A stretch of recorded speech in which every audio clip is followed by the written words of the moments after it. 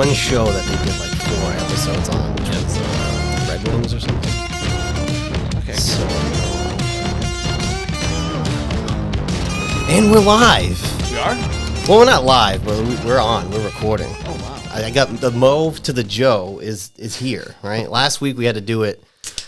I had to do it solo dolo, but here we are because you were traveling week 1. You were traveling on week 1. I know. I can't believe that worked out that way. I thought it was week 2, and then I remembered, oh my goodness, week 1's actually in 3 days, or through that Thursday. I was able to watch the Thursday game at home, but then I was traveling by. Wait, no, that's not true at all. Wait, is that true? Well, we were going to be able to do it remote, but your flight continued to get delayed. That's what it was. Yeah, it got delayed about 4 or 5 hours. As luck would have it. Yes. I was supposed to be in North Carolina by 3:30 and didn't get there till 8. Walking to the hotel like 9:30. But as soon as you got off the plane, you gave me your picks, and I was reading them live. You were texting me as it was happening, so it actually worked out pretty well. I watched Aaron Rodgers hurt his Achilles on the flight because they had like satellite TV, so I could watch ESPN. Right. Yeah. Bad. 4 plays. Actually, I missed it. So by the time I turned it on, he was already hurt, and I was like, "Oh shit, he's already hurt." Yeah. So the one thing that I, as a Patriots fan, AFC East follower, is knowing that they have a bad offensive line. The Patriots, one of the teams that has a worse offensive line is the Jets. And I don't know if you watched those 4 plays, but they ran it, I think, and then passed it, pass, and he got rushed every single time.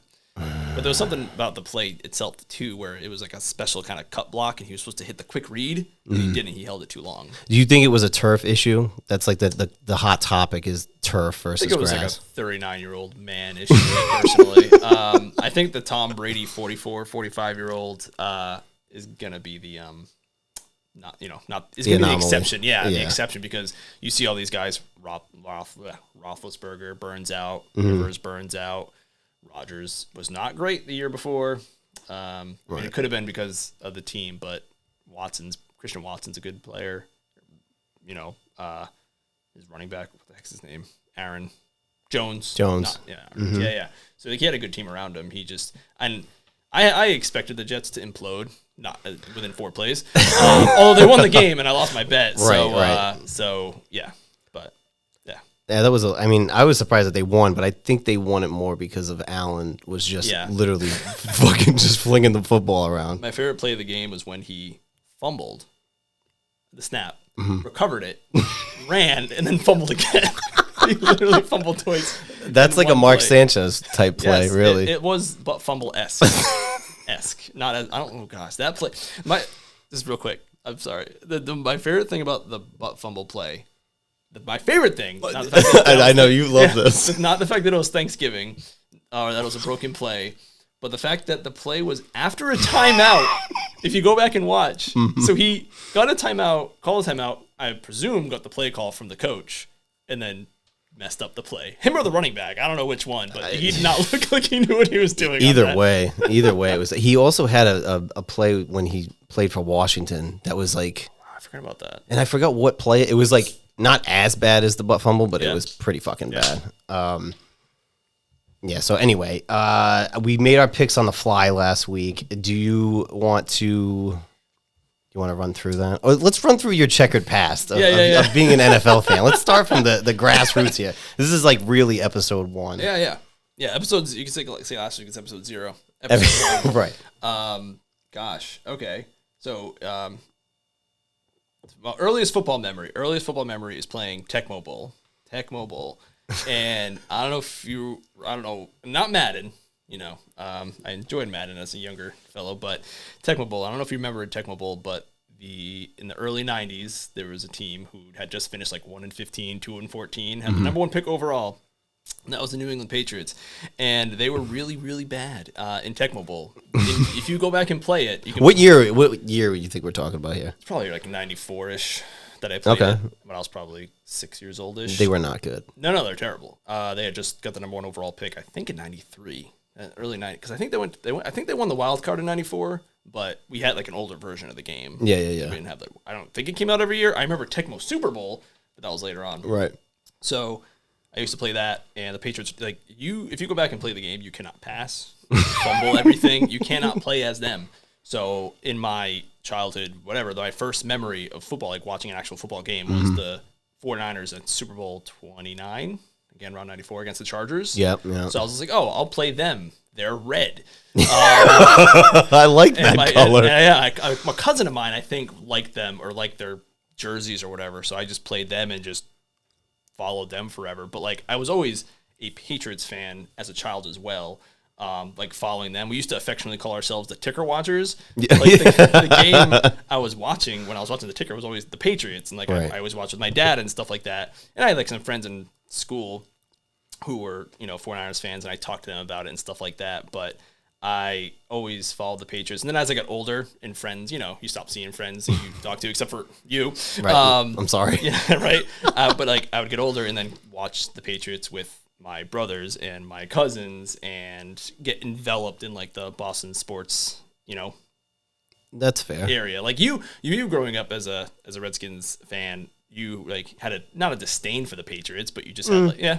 Well, you know what? It's one of those things where like you look at how a franchise should be run, and how ours was run, and it was just completely like not only were you guys winning, but like Kraft is such a better owner and businessman than Snyder that it's like fuck those guys. Well, yeah, as soon as Kraft came on board, as soon as he bought the team in 94, they have sold out every game since then. Right. Like I went to Old Foxborough with my father to watch a game. It was an Eagles game. Mm-hmm. I went to like Bryant training camp. A friend of mine got Curtis Martin's autograph, which was awesome. Like I was there for Super Bowl 31 watching as a little child against the Packers, being really mad when Desmond Howard returned that kickoff. So like I rooted for them then. You and I watched Super Bowl 39 together against the Eagles, and I was very much rooting for the Patriots in that game, if you recall. It was a long time ago, though. Did we? Yeah. Where the heck did we watch it? And your neighborhood, where your friend, I think it was Johnny's? I think it was Johnny's basement. Really? Yeah. Huh. Yeah. I don't remember. Yep. I tried to block that out. Not because of Johnny, because of the Super Bowl, probably. Yeah. I did root for the Patriots because it was the NFC East team, right? Yeah, and at least the Rams Super Bowl, I definitely rooted for New England. Because, I did too, yeah. I remember telling a friend of ours that they were going to win, and he laughed at me. I had a feeling about that game. Yeah. Not because I don't know what it was, but just like, I don't know. I just had a feeling about it. And then, I actually have a video, the AFC Championship game against the Steelers, who we have on Monday Night Football right here, and having my Drew Bledsoe white away Drew Bledsoe jersey on, nice. Which I had. I wish I still had it. Man. Oh, I loved that jersey. I was always followed them growing up, along with the 49ers. Like, I wore number 12 before Tom Brady did, because I played football for the West Warwick Steelers. That was my number 12. And I used to always make myself my number but like, I was like, San Francisco. I got older. I'm like, what the hell is San Francisco? I don't know anything about San Francisco. Well, do they still have York as the owner? Or because remember that was like a whole thing, like fireyork.com. Yes, it's his son or son-in-law, Jared York now. Okay. He stepped away. Well, the weird thing was like in one of the Yoda, whatever his name was, he was like arrested for like fraud charges. That's why he had to sell the team to York, which I think was his brother-in-law. Yes, that's why that covered. But it's funny because like I started watching the 49ers, or like enjoying them, and they never won anything after '94. They didn't go to the Super Bowl again until with Colin against Kaepernick. Kaepernick, against the Ravens. Yeah, so like I always enjoyed them, but I always I was there for the draft, the Patriots draft. I was watching with my dad and brother when they got Gronkowski. I was actually mad that draft because they traded out the Dez Bryant pick to the Cowboys, and I wanted. That's Dez right. Bryant, yeah, that's right. And that's then right. Gronk, like, who's this guy who just injured his back? No, I guess it kind of worked out. Yeah, it worked out. Okay. And then as I just, gosh, I don't even know what year. It's weird because I just completely stopped following the 49ers in any capacity. Yeah. Like it just washed away. Like I root for their success, but I just have no feeling. Yeah. Then obviously I met my wife and my now wife, and she was the biggest Patriots fan I know. At least she's a Red Sox fan too. You know what I mean? That is true. That's a whole other podcast. We can talk about that another time. And you and someone in this room knows that I was a Tom Brady truther well before Super Bowl. Oh my God. Oh my God. Yeah. Like. And I'm, especially like, all right, now it's a little bit different. The conversation's a little bit different. Also, the argument was not with me and you. I just observed with popcorn. I still think talent-wise, Peyton was a better quarterback to quarterback. Mm-hmm. But as far as like the team aspect, it's like, but back then it was like a real fucking debate, and Peyton hadn't won anything. And this was like, What do you think? 2003? 2004? It was high school. 5? Yeah. It was somewhere around there. They had won either the second Super Bowl. Well, they won the third Super Bowl in 2005. Right. So it might have been right after that. It was somewhere in that range, and you were going at it. And I won that argument. It bore out. At this point, yeah, I mean, he just retired. I still can't believe that he lasted this long. I'm like, he came out when we were in fucking middle school. Yeah. And he just retired. Yeah. His first professional game was the Hall of Fame, like that extra preseason game. Mm-hmm. But he was drafted in 2000. My God, yeah, had we met? We just met in 99 in 6th grade. That was the year that Snyder bought the team. So your rise was my demise. One of my earliest football memories too is watching the Patriots against the Redskins and them the Patriots losing to the Redskins. I remember that. Like we're on like vacation watching somewhere, I don't even know where. And what was the other? There was another page. Oh yeah, I remember the Super Bowl when they lost the perfect season Super Bowl. My brother was so distraught. I played catch with him, and I broke my finger playing catch with him that night. That was really it. And I mean, it's just funny because it's just like a young boy following the team that was good, I guess, but then they very quickly became bad. Like they were bad for a good stretch run. The 49ers. When they went 2-14 and their only 2 wins against the Cardinals. They had some. Oh, that's right. Oh my God. Yeah, they had some rough seasons. I mean, and they had some talent with T.O. and Jeff Garcia. He was solid. I enjoyed Jeff Garcia. But that's when I first learned about the CFL. Oh, that was the other thing. The biggest thing was, I don't know if you remember this, but in elementary school, you had library class. At least we did. Yeah. So you really went to the library. Yeah. And I remember that there was an NFL almanac book. And there was no internet back then. So you had to get what you could get. And I remember reading the almanac book, and there was number 16 on the cover of the 49ers jersey. I'm like, who's this guy? So he's cool. I like him. So I just checked that book out over and over and over again. I just read about it all the time. And that's how I learned football. But, yeah. So your father, was he before... Or like your grandfather, were they Giants fans previously before the Patriots came around? My father was a Giants fan because they were the home team. Right. And then my father also was not a Patriots fan even when their first year when they were in Boston. But when they moved to Foxborough was when he became a Patriots fan. Yep. Yeah. And it's funny, there's home videos of us watching the Patriots where like Bledsoe throws an interception and my dad's just like, oh, he sucks. And I just think my parents actually were lucky enough to go to Super Bowl 31. Against the Rams, 50-yard line. Man. Yeah, and I remember I was very upset because my mother went and I did not go. And I remember my father trying to like convince her to go. We had a friend who was dating someone who got tickets somehow, and I just remember my father saying, "They might never go back." Yeah, fuck. I wish. Fucking greedy bastards. 6 later. Yeah. It's funny because if you think about it, after Brady left, they averaged a Super Bowl appearance every other year. Not a win, but an appearance every other year for fucking 18 years. Yeah. And if you talk about AFC Championship game, like the Chiefs are doing it now, where they've been 5 in a row, but the Patriots, the joke was like, "Wake me up when they make the AFC Championship game." It was literally what it was. Right. They're always in the AFC Championship game, at least. In that run with like him, Manning, Roethlisberger, the one dude was Flacco. It was always Roethlisberger. That's right. Brady or Roethlisberger. Crazy.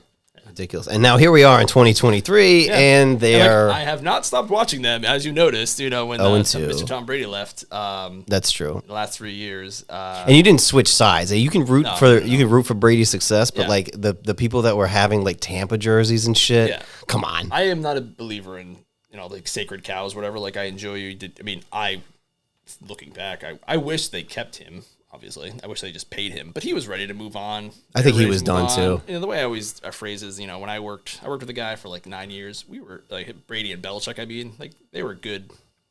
Like they had good along well, but I worked with a guy for 9 years. We got along great. Never went out to dinner with the guy. Right. We were good friends. Right. Well, we're friends, I should say. Right. I get it. Yeah. And now here we are in the year 2023. The Patriots are 0-2 for the first time since 2001. And Washington is 2-0 for the first time since 2011 when their quarterback was Rex fucking Grossman. Wow. Yeah. That's impressive. Yeah, that's pretty wild. So we go off of the picks from last week. All right, go ahead. Please explain your... Oh, all right. You want me to dive into it? Yeah, because like you have, you'll get into it, but I always watched along. Like if my father was a 49ers fan, I would have obviously continued along that path. But eventually, I was a little dude, I was sitting by myself. I was what I was doing. So that's why I started, really following the Patriots. Well, I always followed them, but then like really diving into it once I got older and started talking football with my family and friends, and then having the podcast to listen to. So I've been a PFW or Patriots Unfiltered podcast listener since like it's been almost 10 years now. Yeah. Gee Louie. Yeah. So my story's not as I just told this story recently, and it fell completely fucking flat. But it's like, don't ask me if you don't want the fucking answer. So, like the reason that I'm a Washington fan is back in the day, I think my father made a bet with one of his friends when he was a kid who was a Cowboys fan on the game. But he said back then it was like everybody was either a Cowboys fan or a Dolphins fan. Yeah. And I guess he made that bet with his friend. I don't know if Washington won that. I fucking hope so, because I've been paying for it ever since. That one fucking bet that he made. So he kind of just went rolling with the Redskins at that time. Yeah. And I mean, he saw some Super Bowls. I did not. So me and my sister were brainwashed when we were kids. I mean, I remember going to kindergarten with the Redskins backpack. Like, I was fully invested. Yeah, you were all in. And unfortunately, I mean, I'm a glutton for punishment, I guess. So that was my story. It's nothing great. He didn't live there. He didn't work for the fucking team. It wasn't anything crazy. And the one good, my mother was always good when she always got me the sports apparel. So like I had the 49er stuff left and right. But then as soon as I started trending away from them, she reversed course, and I saw all pictures. So it was amazing. That's why I always got every Christmas is when I got my refab sports apparel. But yeah, you've rocked it. To a fault. Yeah. I'm not as delusional as like Cowboys fans are. Like they think they won like last year, and they haven't done shit since '95. It's like Washington hasn't won since '91, so it's not that far off. Like, I mean, but yeah, I mean, Cowboys. I don't understand. I don't get it. I mean, their marketing team is amazing. Like it's America's team. Yeah. I didn't vote on that, so fuck them. No. Yeah, right. And where was I? Completely delusional fan base. It is. Yeah. Whatever. I can't. They make me fucking. Especially now, because now like they scored 70 points in 2 weeks, and it's like. Giants. Yeah. Right. Yeah. And I mean, their defense is good. I'll give them that. Micah Parsons is like a man possessed, although he was a little hobbled last week. Their defense is a problem. Yeah, I've never been a huge fan of Dak. I think he just makes too many mistakes. What does he got? 2 playoff wins? I mean, what the fuck are we talking about? Right. I am a firm believer that if Tony Romo went back in that season, they would have gone farther. When he got hurt, because he was healthy. It was like a Tom Brady Bledsoe situation where Bledsoe got healthy. Yeah, they kept in Dak, which I get. You can go either way. Right. Yeah, but they kept him in, and he blew it. As Dallas usually does. Yeah. They fucking blew it. Yep. All right, let me just switch real quick to... I like how I wrote childhood dalliance with the 49ers. I have a way with words. Just make sure that mic is like sort of super close to you in an awkward way. I hope you can hear me okay. I hope I'm doing justice to Camilla Seat, I know. I didn't light this up. This isn't hate that for me. I didn't light that up. Yeah, because it's usually like there's more banter of me getting upset at the way somebody operates, and they get upset about the way I operate. We've always, we're good. But I'll let you know. Well, this whole thing works because as we talked about doing this, it made more sense because you're so much more of a stat guy than I am. I got one for you. Do you? I can do it. Go ahead, because I go off a feel. I watch something, kind of have a feel. Yeah. Sometimes there's stats to back up my bullshit. Yeah. But you're better at that than I am for sure. That's fair. I guess that's what I heard. I was like, "Am I a stat guy?" I feel like you're a stat versus me. Yeah, for sure. Yeah. What's your stat? You want to do it now? Your stat? It's a stat or just a fun fact. I mean, I do have one with for Mac. I can talk about it later. But my fun fact is that it's about it's Tom Brady related. So, and I don't know how I even came across this. I don't know if maybe I read it somewhere and I got it through osmosis. But Tom Brady replaced former number 1 overall pick Drew Bledsoe on the Patriots. Mm-hmm. He then left the Patriots and was replaced by former number 1 overall pick Cam Newton on the Patriots. And he went to the Buccaneers to replace former number 1 overall pick Jameis Winston. And then he retired the Buccaneers and was replaced by former number 1 overall pick Baker Mayfield. I don't know how that happens, but Tom Brady was connected to 4 separate number 1 overall picks. That's like awesome. Not even first round quarterbacks, but like literally number 1 overall picks. Number 1 picks. Yeah. I don't know if any of them are I don't know. out. Yeah.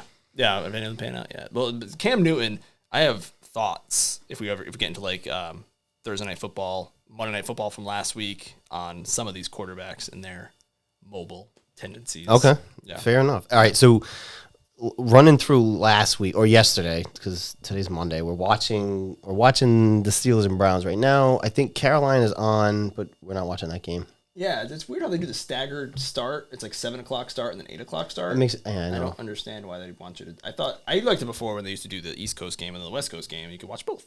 Right. So if we run through, like, I'll run through yesterday, and I'll go like game by game, and just depending on how much you want to talk about it. So I know that I picked Green Bay over Atlanta at Atlanta. Yep. I was right until the very fucking end. Yes. So it's funny because I took the Packers in like head to head Packers, like I guess I was for the record, I was doing this on the airplane as I was boarded, like deplaning as we landed. But the Packers were 1 point underdogs. And interesting. Which I thought was interesting. So if you had taken them, well, they lost by 1, right? So you would have pushed. Right. You would have checked out. So as I was mowing the lawn that morning, because I like to do, so I just finally got Rhode Island Sportsbook to work. I couldn't get it to work for the longest time. Yeah. Like I've never gambled before. I gambled on one game like way back in the day as like a fun little thing with my dad, and it was the Eagles Raiders game. Yeah. And it was Jamarcus Russell's best game as a professional footballer. Oh my god. And I lost $25. So I finally got to work, and I was like, this is great. And I can't remember if it was after we started talking about doing this, because we always talk about this NFL. Right. Like, so it just made sense, like how you came up with the idea of just like, why don't we just do this? Yeah, it's fun. And where was I going with that? Oh yeah, I finally got to work, and so I tried to do a 1 o'clock game. I tried to bet on a 4 o'clock game, and I tried to bet on like the primetime game. Right. And I just put $50 in. So I was like, okay, not per game, just once. I was like, once I'm out, I'm down. I'm done for the season. I'm not going to put more in, because I do like $5 bets. Yep. But as I was mowing the lawn, I checked the lines, because the lines move, obviously. And I thought that the Packers were then 3-point underdogs. I was like, that seems silly. Yeah, that's weird. The Falcons are doing something there, which, they're on their way up. But I still thought, especially with how they looked against the Bears last week, the Packers. Right. Yeah, so I have them that I picked them to win, but I picked them to cover, and I won $5. Well, there you go. Yeah. I mean, they were looking good. I mean, honestly, yesterday was the week for blown leads. Yeah. It just was ridiculous. And Robinson, what did he have? He had 19 carries, 124. I mean, I was a little surprised. I'm surprised that they were an underdog. I know they were on the road. I didn't think Atlanta looked good enough to, but I mean, they won, so I'll just shut the fuck up. They're 2-0. So. I was surprised when they drafted Robinson. What was it, 9th overall? He was the first one. It was high. Right? But I mean, he had a good week last week and this week, so. Yeah. I mean, they're just going to use him and abuse him for 5 years, and then they're going to discard all the other running backs. The one dude on that team, who I don't get the hype for, is Pitts. Maybe because it's just tight end. I don't know. But that was, in my opinion, that was a bad early pick they had in like the first top 10. Again, I think it was. He was ranked pretty high last year coming out. Yeah, he was way up there. He was like one of those trends. What's the word I'm looking for? Kind of like a Hernandez type, like hybrid wide receiver, tight end type deal. Yeah, but whatever. What do I know? Anyway, fuck them. I was mad the Patriots drafted Gronkowski, so what do I know about tight ends? No, that's true. Buffalo and Oakland. I think we both had Oakland. Sorry, Vegas, the Raiders. I think we both had Buffalo in that game. Yeah, we expected. I mean, I expected a bounce back. To be mad and bounce back. And I watched the first bit of that game when it was 7-0. I think the Raiders had the ball, and I was like, oh man, the Bills. They sliding. No, they were not sliding. I do want to say about Josh Allen, who helped bring me to a fantasy football world championship, and I will always appreciate him for that. If he continues his career the way he runs and jumps and dives and crashes into players, he will be Cam Newton and he will burn out. That's just my opinion. I also said the same thing about Mahomes. Like a few years ago. Well, he hurt his knee in that. I mean, that was like a scrum, so I guess it doesn't really count. True. But like last year by the playoffs, Allen was beat up. Yeah. His elbow was messed up. He was not. I don't think he was healthy in the playoffs. And everyone gets banged up. Yeah. But he just even in that game, he jumped over a dude and fell to the ground. Yeah. But it's just like builds up over time, and I think Mahomes gets that. He's pretty good at avoiding contact. Now I think he's transcended that a little bit. Like but Allen looks for it. And what just happened to Anthony Richardson? He's been hurt 2 weeks in a row. You think he's going to play next week? I know he had a concussion. I didn't see how bad it was though. The average player was in the concussion protocol for 9 days last year. There's your stat. So and this happened with the Patriots with Trent Brown. Every single Patriot who was in the concussion protocol last year did not miss at least minimum one game. I think that I'm okay with that, actually, from the safety standpoint of the player. Like, Logan Thomas caught a horrible fucking hit yesterday. What's his name? He's going to get suspended. Oh, yeah. Because that's 2 in a row. Yeah. And it was pretty bad. So he had a concussion, so I don't expect Logan Thomas to play next week. So we'll get to it, the Colts game. But I don't think he'll play. I picked Baltimore on the road against Cincy, and I don't remember what you had there.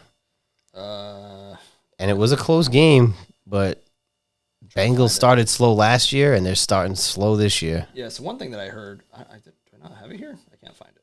Oh, no, I picked the Bengals. That was way incorrect. The Bengals were favored by 3.5. That was dumb of me. So last year, you said the Bengals started slow last year. They did, right? I mean, I'm not forgetting that. No, Burrow had a appendectomy last year, and then they missed the preseason. Same exact thing, and had a very slow start. And but then he picked it up. Did he? I heard he hurt his calf yesterday. I don't know how serious it is, but I mean, again, you start 0-2, you lose a division game at home. Yeah, that stuff lingers. With the 17-game season, I think I read that an 0-2 start is not as big of like a death knell as it used to be. I mean, it's only been 1-2 years of the 17 games So I think this is year 2. Yeah. So, but. Yeah, I don't know where that came from then. Whatever. But yeah, I don't think it's as bad because you got the extra game to make it up. Oh, the extra wild card team. That's what it is. Because now there's an extra wild card. Yeah, which I do like. Yeah. I didn't like the fact that you'd get the top 2 seeds get a bye. Yeah, that to me was bullshit. The 2 seed just resting everyone was kind of silly. You haven't done anything. Well, all right, we'll get to the Chiefs game too. Yeah. But all right, so. My pick of the week. I blew it. You know what though? That's the game I watched full. So we'll wait because that one's coming up. Seattle at Detroit. I had Detroit. They were proving me right until they fucking didn't, and then they lost in overtime. And Geno, 328, 2 touchdowns. Yeah, I had them too. They were up by. Yeah, they should have won. Easy. They were up by at least 7 at one point, if not more. But I think coming off the win in Kansas City, I was like, they're at home. Seattle, to me, is not like I thought legit enough. But there was a chance that Geno just was like an apparition last year. But he kept it going. Who'd you have? I had Lions. You're the one. All right. I guess that makes sense. We all bought into the hype. And I also fell for the trap of, because I think I said it last week too. The Titans to me are the Vikings of the AFC. So I don't have faith in them, but I picked the Chargers on the road at Tennessee, and I lost that one. Yeah, same here. Yep. But that was a comeback win too. I think it was overtime. Yeah. So Herbert, who is my fantasy quarterback, he I don't know he has all the skill in the world. He's so good. Mm-hmm. But what is wrong? Like, why can't he win? It was the same thing in Oregon in college. I dabble in the college football. I have some friends who are way more into it than I am, and I kind of just learn or just steal their takes. Fair. But he like same thing. You know, he had some teams where he's way better, and he still lost. It's like, what is going on? And he blew the game the week before that too. They had the lead in that game. No, it was week. I'm sorry. The playoff game. I'm thinking. He lost a 27-point playoff. How do you do that? I feel like he almost stepped into like Phillip Rivers. Phillip Rivers was he was good too. Yeah. Yep. And they just could never fucking get over that hump. Yep. Eckler did get hurt in that game. Or it was either an injury or I think his agent, something that may have passed, which I had an illness. I'm not sure if it's an injury, but he was out this past week, so I don't know if something weird happened in that game. But again, you had that game on the road. Yeah. You were up. Yeah. And you blew it. Tampa. Oh no, they did play the week before. God, what am I thinking? They did lose. The Dolphins. The Dolphins came back on them too. That was a great fucking game, though. Yeah. See, but that's the thing, though. So you're in 2 back-to-back like back and forth games. Yeah. and you lose both of them, like that's got to take a fucking hit. I mean, yeah. I mean, last year the Vikings, and it's funny because you said they're the Vikings of the AFC. The Vikings were 11-0 in one score games last year. Yeah. So you knew that they were frauds. Like them losing the horseshoe Giants, up your ass kind of thing. was the most obvious playoff ending. Yeah. And then this year they're 0-2 already. The Vikings. Yeah. Them in Tennessee, like I never understood the hype with Tennessee. Yeah. Good defense, but I'm not sold on Tannehill. They have the running game, but in this day and age, the NFL, the running games don't matter. To a point, but yeah, you don't win with them. You just don't. I mean, who's like? You look at the Chiefs are a perfect example. They get CEH in the first round. He's terrible. They get Pacheco in the 7th round, and he's just as good, if not better. Like, I don't know. I don't think you need that. It's tough. It's definitely more of like a 2-back, 3-back system, if anything. And a lot of it is now like the Brian Westbrook model, where it's like out of the backfield, I need to be able to throw it to you on like a screen or something. It's not true like the workhorse back. Like that position died. And then you get the third round back, the catch out of the backfield. Right. Who was your guy? McKinnon for a while? McKissick. Yeah, we had him. Yeah, that was one of my better fantasy waiver wire pickups in my career was him, because I was like, oh, Alex Smith loves dumping it off, and he did. Oh yeah, McKissick. When he was healthy, he was the guy for that for sure. Yeah.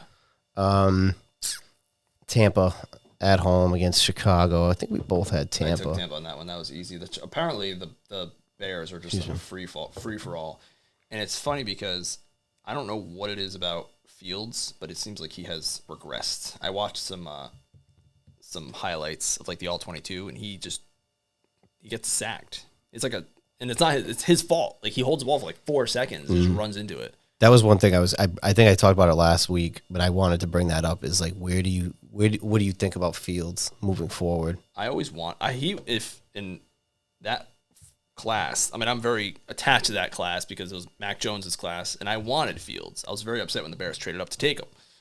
So I thought he was going to be our guy. And I don't know if it's like a Bears thing. The Bears are just they're just the Bears. It's like another one of those teams. It's like you're snake bitten. Like how do you not make this guy work? But I don't know. His decision making is gonna get better. He might just need a better coach. Who is our head coach over there? Is Nagy still in? No, he's the offensive coordinator for the Chiefs now. That's a great question. I know I think they fired the guy last year. I know they have the new. This is how much I pay attention to the Bears, the fucking Bears. I will look that up though. But I'm just not a huge fan of the running quarterback either, because the same thing happened last year. He got hurt because they're not built like running backs. Someone needs to tell these guys, like, all this news this offseason about running backs getting destroyed and not having contracts coming to them because they get their bodies annihilated. And his best game of the year last year was against the Patriots, Fields, because they don't know how to play running quarterbacks.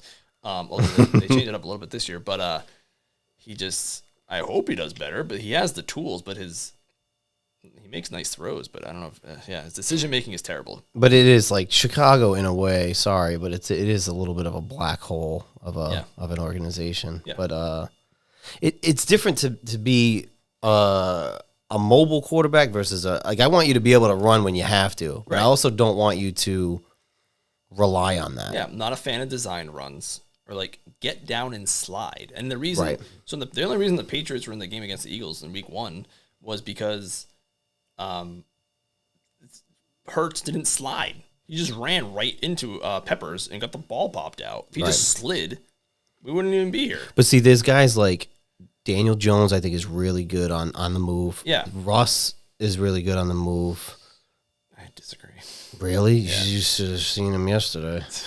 I think not like outside the pocket. I mean like running as an option. Like in a straight line. If he needs to run, he can. That's what I mean. Yeah. Daniel Jones is actually really good at that. Yeah, he can haul ass. The funny thing about Mac Jones is that he had, coming out of college, a better 40 time than Mahomes. That's pretty crazy to think about. But he is this lateral, I also found, I think, I don't know, and now this might be one of those things that's like an old wives' tale, but the reason it's a 40-yard dash is because that's how far back in the day punts used to go. So that's why they would time guys 40 times, which is hilarious to me. That's interesting now. Yeah, now. Kind of it's kind of like a useless fucking stat. It's totally useless. But Mac Jones got a first down on a 3rd and 15 run yesterday, and it's only because it was a straight line. That's how he got. He just literally ran straight. Oh man. But yeah, Fields, I wanted him. I still want him, but his decision making has got to get cleaned up. And he has the Russell Wilson syndrome. I've been a Russell Wilson hater for a long time, and the whole thing, like, I'm sorry, you won a Super Bowl with the best defense since the rule changes all came into play, because that was after the Ravens and everything. And then you should have won another one, but you blew it. And all you do, and when he was there, like, oh, his offensive line's terrible. He gets sacked all the time. And whenever I watch him, like, he just runs around and gets sacked. Like, his first sign of pressure, he's running. I saw the same thing in the Broncos game. Yeah. And then he went to the Broncos, and he literally led the league in sacks again. Yeah, I mean, there is some of that too. I think, like, if he has a lane, though, he's very cognizant of sliding and kind of that's true. Being he aware. Stayed healthy, right? Yeah. The only injury he had last year was it last year? I think he had the finger. Yeah. And that's the same injury I had when I tore the tendon in my finger. But I kept playing flag football. I did not take any weeks off. I was also not I don't know what happened. He had a very surgery, bad decline though. But I tell you what, like, coming out of college, I was like, that he throws a beautiful fucking ball. Yeah. Yeah, but he was one of the guys I remember, because Matt Flynn was on. Matt Flynn had that great game against the Patriots as the backup, which they lost. But that was I think the Soldier game where he returned that kickoff. I think they were up 14-0 in that game, the Packers. And was it Soldier? Oh, whatever. And he got that huge contract with the Seahawks, and I was like, oh man, that's this Russell Wilson guy. Why is he starting? And then his rookie year, they beat the Patriots. Yeah, I think that was the UMAD game with Sherman and Brady. Like, he put the picture online. Yeah. They beat the Patriots legit. Like, oh wow, they're like up and coming. And then the defense was the defense, and he did enough. But then they won the Super Bowl, like 49-7 or something. He didn't do anything in that game. Yeah. And then I thought I was always Russell Wilson hater all the way through. It's interesting. I mean, I kind of indifferent, but I just always liked, he just throws such a nice fucking ball, like in his prime, which I'm glad Washington did not trade for him after the season that he had, and honestly the way that they fell apart yesterday. Yeah, Sean Payton's there, and they're doing the same thing, and I'm sure we'll get into that, especially because that was your big game. We'll get back to Mr. Wilson. I have more to say about him. Okay. So your upset pick of the week was the Jags over the Chiefs. That is the game that I watched yesterday at the 1 o'clock. Chiefs did not look that great. Honestly, the Jaguars had plenty of opportunities to fucking win that game. And I made that pick before Jones was back, Mr. Chris Jones. Yeah, he had a good game. Yeah, he's a month. He is, I think, the stat that I saw, being the stat guy, was he was out. They were like 31st ranked in pass rush, and I think he had an injury or something. And then when he was in, they're one. They're quite the difference. Literally the entire league. Yeah. So. Yeah. Difference maker there, but and then going back to that draft class, people, in my opinion, stupidly compared that draft class to, what was it, the 81 draft with like Elway and Marino and Kelly and everything, because it was 5 quarterbacks taken, and none of them have really done anything so far. Obviously Wilson, who I have more to say about him too. Lawrence won the playoff game last year, for like good for him. Mac went to the playoff once, and the rest of them, Fields hasn't done anything. Obviously, the Jets haven't done anything. So it's interesting. I think Lawrence got kind of fucked in his rookie season because of the Urban Meyer thing. Like, you see, like, now that there's not as much hype around him, he has weapons. Like, I think he has a bright future there. They had opportunity, but again, you score 9 points. You're not gonna win. To anybody, you're really not gonna win those fucking games. Colts at Texans. I had the Colts. I think you had the Colts too. Yeah. That was a kind of an easy one. But the problem with Richardson is the running quarterback. Even at the week last week, Lawrence said he told Richardson after the game, protect yourself. Yeah. Because he got hurt at the end of the game, and then he just got another concussion. So I was literally in my chat, my fantasy league, and I said, oh man, he's a great fantasy quarterback because he had 3 running touchdowns. Yeah. And then I was like, until he gets hurt week 5, and then he got hurt 5 minutes later. Yeah. It's one of those things too where, like, it's tough because when you watch these guys in college, they just have the open lanes to just fucking run and do whatever. Like, I mean, you look at I don't know if you watched The Untold with fucking Johnny Manziel. Oh, yep. Yeah, I saw that. Ran it all the time. You know what I mean? Like Zach Wilson. I mean, these guys, Baker, I think you have more of an opportunity to run in college for whatever fucking reason. The defenses are a lot different in the NFL, where you have to change how you play. So these guys, I don't even know how they scout sometimes. Like you see, like I would never have taken Baker, and I know Alex is a because he played at Oklahoma. He's a Baker lover, and I'm like, bro, I don't know what the fuck you, Alex, John's boyfriend. I'm gotcha. like, I don't know, but he. All right, let me swap that out. But loves Baker, but I was like, like Manziel. I would have never taken Manziel. Would have never taken Baker. I don't know what the fuck they're seeing. 49ers over the Rams. Oh gosh. Well, going back real quick to the guys out of college coming out. The reason I did not like Zach Wilson coming out, and it's funny because sometimes I watch these college quarterbacks. I hear all the hype around them, then I watch them, and I think this guy is absolutely god awful. Why is he getting the hype that he's getting? Most famously, Sam Darnold. I did not see in him what other people saw in him, and that definitely shook out because he was terrible. Zach Wilson is the most confounding draft ever. Again, going back to that draft class, I was very heavily invested because the Patriots needed a quarterback, and I was all in it. God, Trey Lance was in that draft too, wasn't he? Trey Lance went that year. He was the other quarterback. Yeah, the 5 guy, and then the year after, I don't think a quarterback got drafted until like round 2. So Zach Wilson in that whole year, because I was following Fields, and my cousin's a big OSU fan because his wife's from the area. And then a buddy of mine is a Clemson fan. He went to Clemson. He swam for them, so, SEC athlete and everything. And so he's a big Lawrence fan. So I hoard the talk back and forth. I watched them. I watched Field. That's why I wanted them. And then it was a weird COVID year. So they had like weird scheduling conflicts and like they'd switch games around. And Zach Wilson was playing for BYU, and he didn't play anyone that entire year. Yeah. The only team he didn't play a single ranked team the entire year. He played Coastal Carolina 1 week. It was like a random COVID reschedule, who were ranked the week before until they lost. And it was his worst game of the season against the one okay, decent team he played. So you could totally see this coming. And then watching that game yesterday, he was abysmal. And then you see quarterbacks like Purdy go Mr. Irrelevant. But, I mean, they have the top 3 tight end, top 3 running back, top 5 wide receiver, top 10, 15 wide receiver in Ayuk, and best left tackle in the league. Which I get. Like, San Francisco's definitely built more than the Jets, I guess. But it's also like the Jets added pieces because they got Rodgers. Yeah. And Wilson still looked like shit. And it's like I feel bad because when the Jets drafted Wilson, I told Cheese, I was like, I don't know, dude. He looks pretty good. That was the biggest fucking oversell. I was like, I don't know, man. He looks good. You watch those throws, and I watched that game yesterday because I think that was the game that was on TV outside of Red Zone, like watching, whatever. Because I did not. I'm curious how Sunday ticket worked for you, but it was just terrible. He just can't make a throw. He just can't throw it. Yeah, he can throw really fast, but it lands on the ground. He's gonna be. I'm surprised that they haven't signed anybody yet. They were talking about maybe Carson Wentz, and not to, I know because he's so fragile. That's another dude, another running guy. Like that year, they won the Super Bowl. They were 11-0 with him, and then he got hurt because he ran and didn't slide and hurt his knee. Yeah, slide. He had a pretty big downfall. Yeah, for sure. And then it was never the same. I guess we could continue on that game, the Jets and Cowboys. I don't know what else there is to say other than Zach Wilson looked like shit. That's all I had was Zach Wilson is effing terrible. He's so bad. And yeah, I mean, but here's the thing too. Like, I didn't have any faith. That would have been a tough game even if Rodgers was playing. I think because I hate to say it, like Dallas is going to live and die off of how Dak plays specifically because their defense is fucking scary. Yeah, the fact that they put up 70 points in 2 games. I know the Giants, but and the Jets. But they still put up 70 fucking points. I think that's going to simmer because I have no faith in Dak, which is a good thing for me.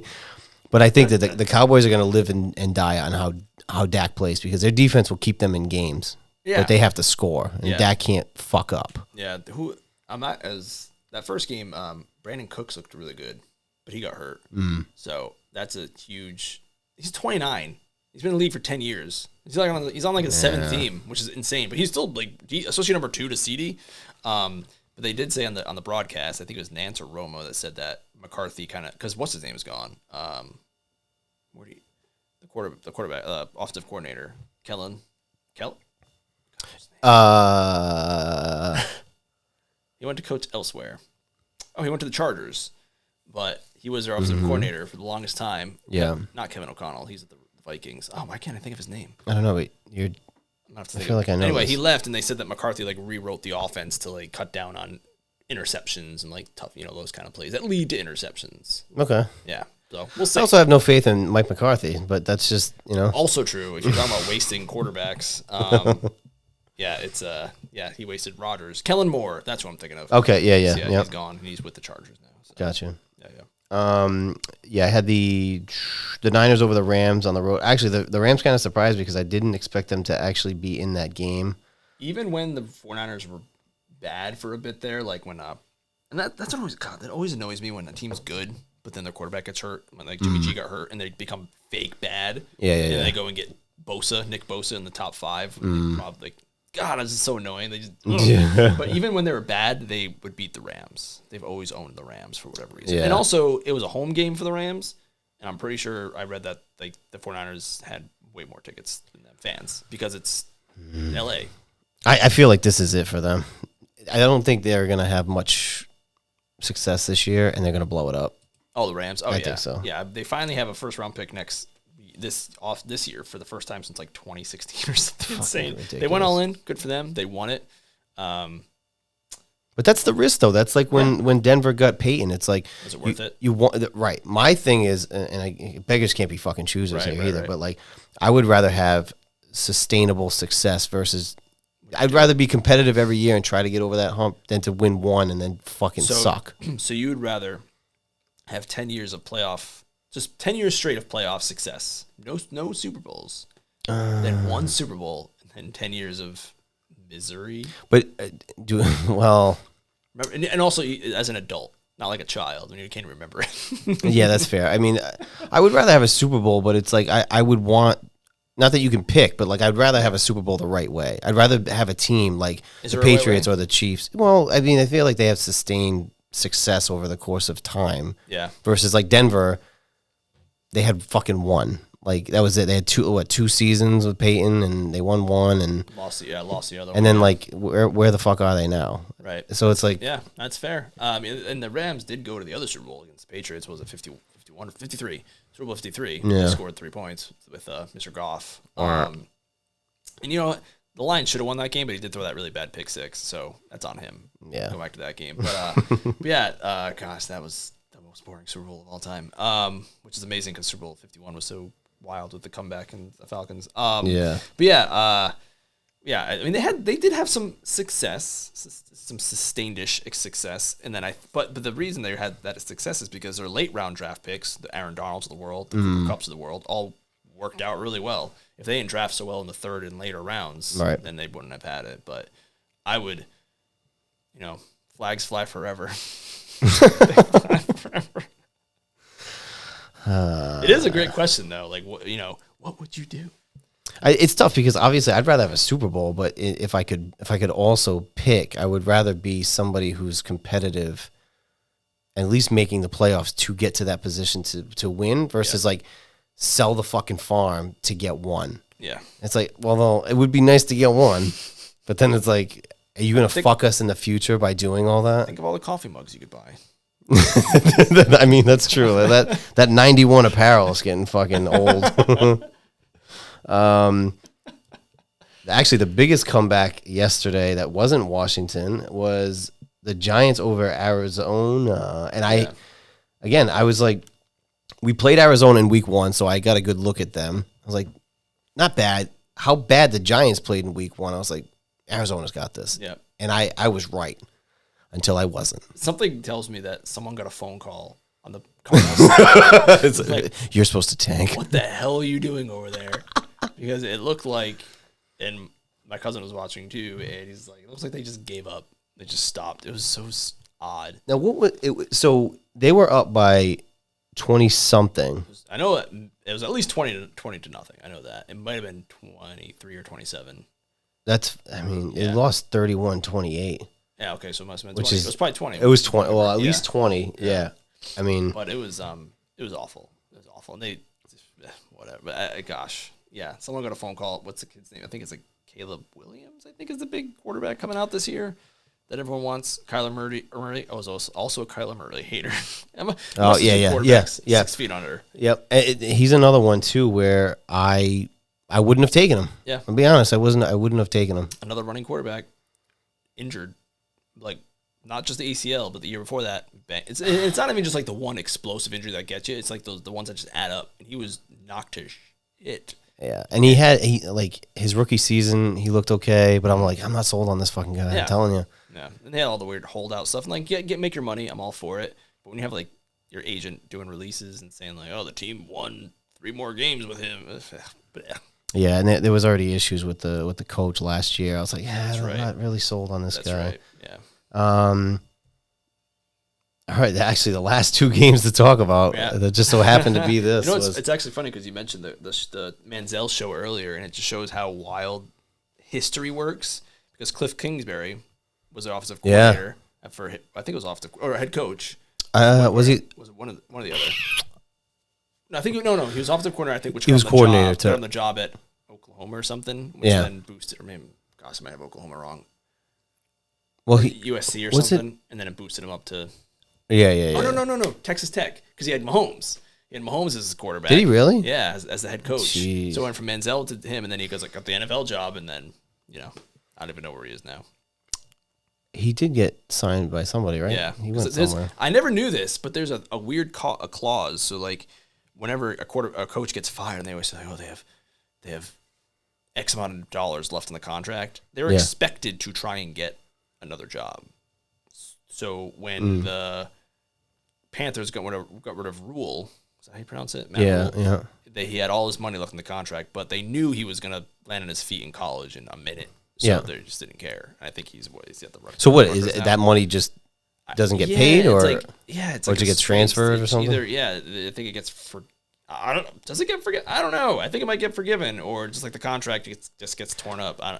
Well, I'll have to look into it more. Yeah. I don't want to tell lies on this year show. But fair. I did hear that. We're about bold opinions, but not lies. Yes. Washington at Denver. How's my posture on this? It's probably terrible. I know. I always slouch on this fucking thing anyway. But so we should always save these 2 games to the end. That's fair. Honestly, it just worked out that way, but that's a good call. I said to my father before the season started, I said, we need to start 2-0 or we're fucked, because we have to play Buffalo and Philly next. And it's like, if you lose to Arizona or Denver is a little bit of a tough game because it's on the road, mile high. Blah, blah. I don't think they're that good, but it's still like Washington also is kind of like sort of on a come up, but you have to win that game. Yep. And they were down 21-3. It was looking pretty grim. But even the week before against the Cardinals, I was thinking, what's going on over here? What's going on in Washington? They didn't look very good. But they chopped the lead down to 7 going into halftime, which was huge because they got the ball at half. We were about to be down 28-3 because we were watching that game, obviously. And, like, they were in our territory. Russell fumbled. He got stripped, and I was like, oh, I don't know. It looked like he was down. Then replay, I was like, oh, fumble. That was the turning point. And then the Hail Mary happened, and I need to say this on here, right? The Hail Mary happened, right? Did you see it? Oh, yeah, I saw it. Okay. So I texted you immediately after the game was over. I know. People were trying to fucking call me while it was happening. Okay, I have some class. See, thank you very much. I know how you're feeling sitting there. You should know that. I mean, especially, like, I won't see a text until I open my phone, but a phone call, it's going to go off. It's like, now's not the time. Yep. First of all, I know, like, they were trying to, like, bat the ball around, and I forget who it was. It might have been Cam Curl. Don't quote me on that. But he tipped the ball because there's somebody right here. He tipped the ball up, and that's when it got caught. You never fucking do that. You got to go down with it. Mm-hmm. So the ball's here, and he's trying to get it away, but you run that risk of somebody fucking catching it. His arm was not even doing the motion. No, it was. He literally tipped it away and gave it away. So then they go for the 2-point conversion. And it was like this controversy of the no pass interference call, which to me, it looked like an uncatchable ball, number 1. Number 2, I don't fucking feel bad for you, because last year when Washington got fucking held, I think it might have been Curtis Samuel, got held in the end zone against the Giants. And I was like, Was that a primetime game? It was, I think. Yeah. And I was like, he clearly got held, but I also wasn't I was mad about it, but it's also like, if you leave it into the hands of the refs, you blew a 21-3 lead. Right. I don't fucking feel bad. In Washington, even like, all right, yeah, he got held, but I was still like, you fucked yourself because you were losing that game. Then you had to fight back. So like all the Denver fans and all these people that are fucking the pass interference that wasn't. If you're gonna leave it, it's like the UFC. If you leave it into the hands of the judges, you fucked yourself. Right. I do think that in the end, all these bad calls they even out. I agree. You get some good ones. I agree. You get some bad ones. You remember the bad ones, and it just evens out.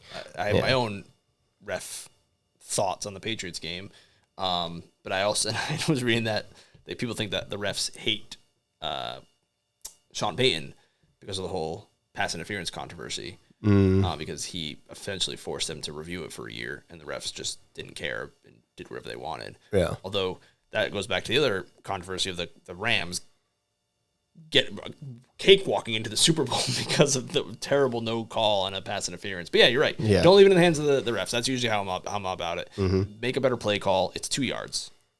Get the 2 yards. It was, I mean, I'm glad that they missed it. And it was like, but it looked like it was uncatchable. Was there contact? Yes, but it's like negligible. You're forgetting the fact that you blew a 21-3 lead. Yeah. It's the same reason why I wasn't as mad with Washington last year against the Giants. They fucked themselves. Yeah. I hate pass interference is the worst play call. I don't know how. Do you prefer the college 15 yards for pass interference, or do you like spot foul? I would rather have a 15 because you know what? Granted, they're just going to play to how the rules are. Right. But if I'm in a pinch, I'm just going to chuck it because I'm going to hope for a fucking pass interference. The Joe Flacco special. To me, it's kind of trash. Nothing annoys me more than when the quarterback throws it short. And the wide receiver turns around because it's short, and the cornerback, who has good coverage, just runs into him, and it's pass interference. Yeah, it's such a bailout call. It's insane. There was a lot of penalties in that game. There was like a couple that were like a couple chippy ones. Like there was one chippy one against us, but then like there was another one later that could have been called that wasn't. So it did kind of offset. But then there's like a stupid penalty where there's not a lot of contact, but you know it's going to get called. Like Russ throws the ball, and then Chase was right there. The ball's out of his hand completely, and Chase shoves him. It's the passer. Yeah, like the passer. Come on, dude.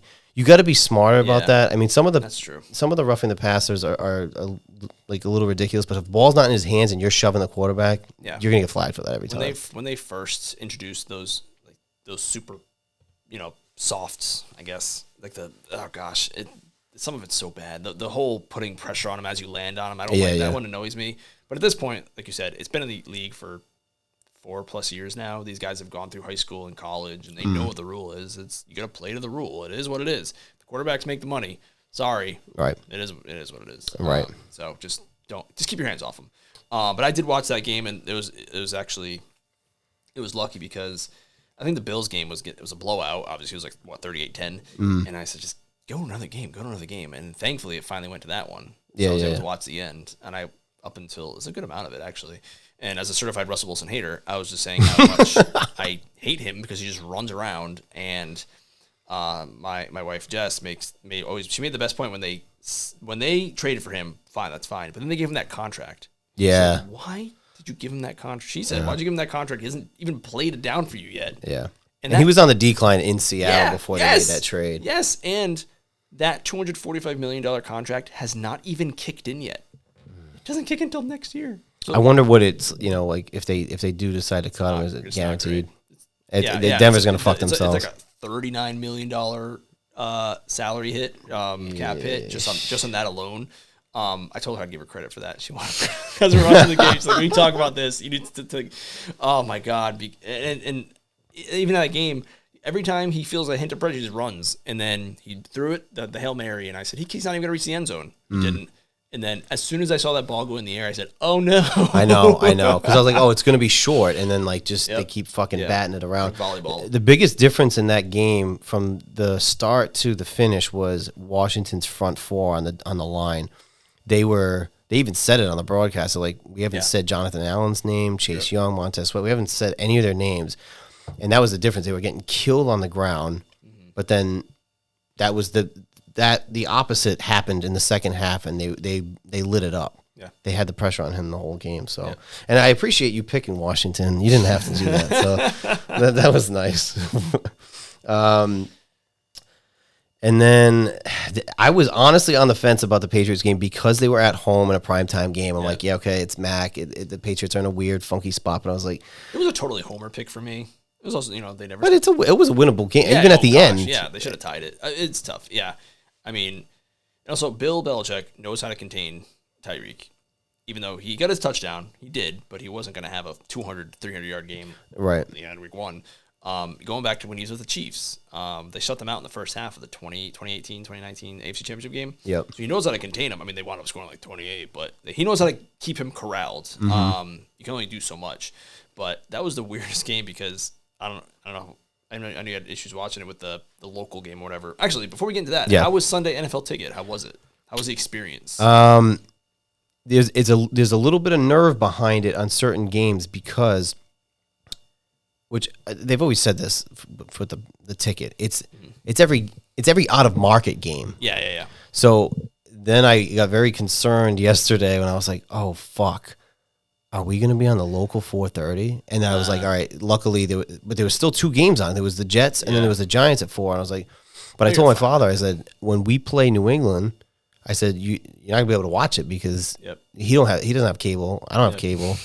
We just do like the streaming shit. So I'm like, that's the only bitch is like, I think what they said that they were gonna try to do in the future, I don't know if next season, but they're gonna try to do it where it's like a la carte. So it's like if you want to pick all your team's games, you can just do that. Because like we don't need the entire package. Right. We just really want to watch Washington. But it is good because it has Red Zone. You can flip to all these other games. I like Red Zone. Red Zone gives me a headache, though. So much. Well, I don't really watch too much of the Red Zone. Like, they kept literally every play, they were flipping back between the Jets and the Giants. And especially when there's 2 games. It's only, it's just kind of ridiculous. But even that, too. So there's 2 4:00 games, and, like, they were both out of market. Because eventually the Redskins will get because I see them on TV every once in a while. They eventually will get a home game if it lands right, or a in-market game. That's the risk, because if there's an in-market game, then we have to go somewhere and watch it. So like the New England game, like I'm going to that game, but he's gonna have to watch it somewhere else. And then but they're playing a Thursday night game. They don't have any Monday nights this year. I know NFL Plus, you can now watch all the primetime games. Every primetime game you can watch on NFL Plus. So even the Thursdays and shit. Yeah, that's not bad. I think it's at all primetime games. Although that one might be weird because the streaming with Thursday with Amazon. That's what I mean. Interesting. That's actually a good question. Yeah. Amazon, but I couldn't watch that game last night, and I don't think, regardless of New England being in the in-market game, I don't think because it was technically all the primetime games are in-market, so I don't think I can watch any of them. I don't think this is because I have ESPN Plus. Right. So the package doesn't allow me to watch these games, I don't think, because they're in market because they're on national. So yeah. Speaking of Thursday night football, which I don't think we touched on a little bit, because was the Vikings and Eagles game? Yeah. Kirk Cousins reminds me of early Stafford and the Lions. Because you watch the game and think this dude is terrible, and then you go to the stat line, he has like 350 yards passing, 4 touchdowns, 2 interceptions. I don't get what it is. And with the Eagles, the only thing I had here was, why is their tush push, the quarterback sneak, so successful? Why doesn't everyone else do it? Why is it so good? You watch the Eagles? You watch them 2 times a year. I hate Philly. I'm just gonna be honest with you. And I try to downplay Jalen and his ability, but I don't know. But yes, Kirk will put up numbers. But actually, my cousin was just saying this a couple weeks ago about them getting rid of Kirk, and I'm like, Kirk would have done in Washington what he's doing in Minnesota. Yeah, you said last week too. Yeah. It's just just what he would have been doing. Yeah. So, Justin Jefferson is a cheat code. It's so unfair. They just throw it to him and. Well, that's like Randy back in the day. Yeah. He's so good. He was the cheat code. He's so good. Sorry, I had to get that in there. No, that's fine. Did you have anything else on the Patriots game? So the Patriots in Belichick is so interesting because the first drive they had 3 safeties back. And the Dolphins just drove, and then they wound up kicking a field goal. And it was weird because you watch those games where the game plan is to keep Mahomes off the field. Shorten the game. But I feel like Belichick did it opposite. He wanted them to get their yards, get the runs, get the short passes, and then just hold them to a field goal. Because by the end, I think the first quarter, it was like 3-0. And the first quarter was already over. So I feel like that was his game plan, which is so interesting to keep them on the long drives. The turnovers were the killer. Demario Douglas, Pop Douglas from Liberty, one of the guys I follow. If you're ever looking for like an X's and O's guys for the Patriots, is Evan Lazar. And he said that Pop Douglas, Pop being his nickname, was a day 3 Zay Flowers who went in the first round. And they got him, which he was very excited for. And he is good. The problem with him is that he's a rookie, obviously, and he made a rookie mistake in the fumble. And I think it goes back to what you said earlier about college players, how there's lanes everywhere. They just run. They break a tackle, a guy misses them, and they're gone. Yeah. In the NFL, it doesn't work that way. No. So he got around a guy, and then he's like, he's not anywhere near me, and then he caught up to him and made him fumble it. Yeah. You're not playing against like chem majors anymore, like dudes who are graduating the year next week. Right. The guy caught up to him, a linebacker caught up to him very quickly and made a great play on the ball, and he fumbled it. But my problem is he didn't play another snap after that. And I hate when Belichick gets in his own ass about that stuff. Yeah. And Belichick, again, I'm not a sacred cow kind of person, but Belichick, come on, man, get it together. He's a good enough coach that they'll always win 7 to 10 games probably. Yeah. I mean, the year after Brady left, that team was not good. They went 7-9. They should not have gone 7-9. Do you know the last time their last top 10 draft pick? Like a year? The player year. Top 10. That wasn't a trade? Like just a genuine. In general. They haven't even traded into the top 10. This one might have been a trade. I think it was. It had to be before 2000. They never get the top end pick. They never get the top end talent. They never get the Chase Youngs of the world. Although they did pretty. Oh, it wouldn't have been top 10 though. They did pretty shitty 2002, but I don't think they were bad enough. It must have been in the 90s, right? No, it was a little later than that. Was it? Yeah, I think it was a trade. Pretty sure it was a trade. Oh, all right. If it was a trade, then I don't know. I'm going by like record. 2002, they weren't good. I mean, if you're thinking just straight up top 10, it must have been even. Gosh, I don't even know when. Bledsoe. Yeah, right. It was 2008, I think. Gerard Mayo was our last. He was number 10. He was picked number 10. And he's now their defensive coordinator. Wow, that's fucking. So hurts my feelings. They don't really go big into free agency. The only splurge they had was 2 years ago with the Hunter Henrys, Judon, because it was a weird COVID year and they had money to spend. But they never make those big spends. They didn't get a right tackle, which was their biggest problem. Mac. He seems to be okay, but he can't come back at the end. They have not won a game with him when the other team scores 25 points. Literally can't win. Week 1 and week 2, they had the ball at the end of the game to either win or tie. He takes a sack. He's not. You just know right away it's not going to happen. Yeah. But I am a big proponent that he needs weapons because 2 years ago they had joint practices with the Eagles. With Jalen Hurts, and I listened to the live audio from the PFW or Patriots Unfiltered. They covered the practice, and Jalen Hurts was not anything special. They went 9-8 that year. Patriots went 10-7. Yep. They both lost in the wild card, I think, and Jalen Hurts was not anything special. And then what happened? They went and got Brown. They went and got Devontae, and all of a sudden he's amazing. Same thing with Tua. And you have to have weapons. Yeah, and it's funny because they're all the Alabama quarterbacks. They were all on the same team at one point. Yeah. And then you see it with Tua, middling, does okay, has a weird left-handed release. And then they go out and they get Tyreek and they get Waddle. Oh my God, he's so good.